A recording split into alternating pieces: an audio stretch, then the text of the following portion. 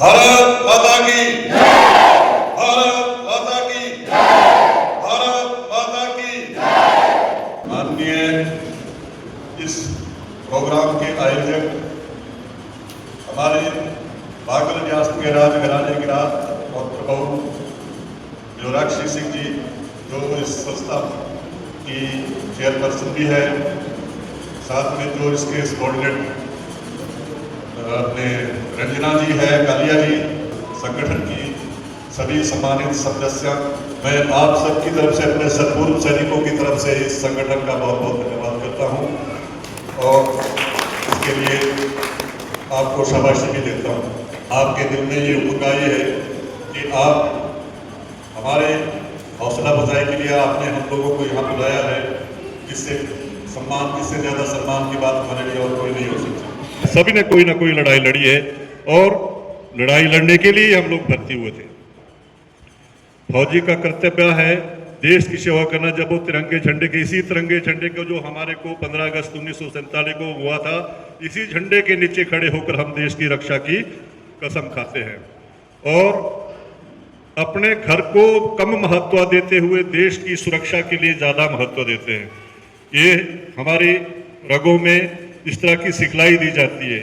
तो मैं आप सभी को शौर्य के बारे में कोई बात नहीं करूंगा, क्योंकि शौर्य तो सभी के माथे पे लिखा हुआ है और सभी ने कोई ना कोई शौर्य का काम किया हुआ है। आज मैं आपको सेना के बारे में कुछ थोड़ा बहुत बताऊंगा कि सेना क्या है, ताकि लोग, जो बच्चे हैं, इनके दिल में भी ये बात पैदा हो कि हमें सेना में भर्ती होना चाहिए और सेना में भर्ती होकर के हम लोग क्या करते हैं।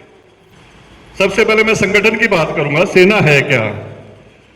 सेना एक देशभक्तों का ऐसा समूह है जिसको राष्ट्रीय स्तर पर बिना किसी धर्म, जाति, कास्ट, क्रीड के अलावा उसके फिजिकल स्टैंडर्ड और उसके दिमागी हालत को जांचते हुए उसकी सिलेक्शन की जाती है।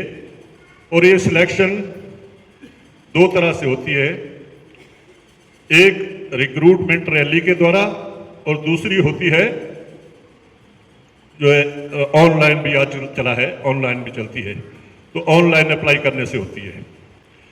तो इसके लिए मानदंड है। हमारी देश की जो सेना है 3 भागों में बटी है।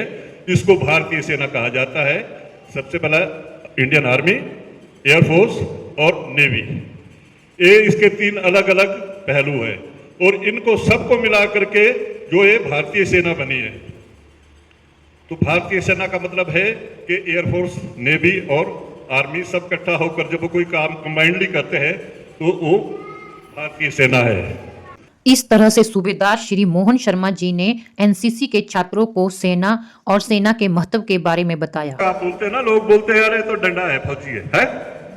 बोलते हैं ना, तो ये डंडा ऐसे नहीं बन जाता है। ये तो जो है ना, इसके लिए बहुत कुछ करना पड़ता है और इसके लिए बहुत जो है ना सूझबूझ की जरूरत है।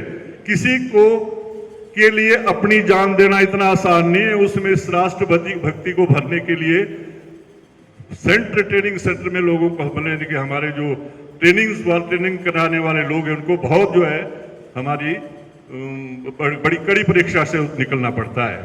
एक अच्छा कैरियर है ये, इस कैरियर को चुने और सेना में भर्ती होकर के देश की सेवा करें। जय हिंद, जय भारत।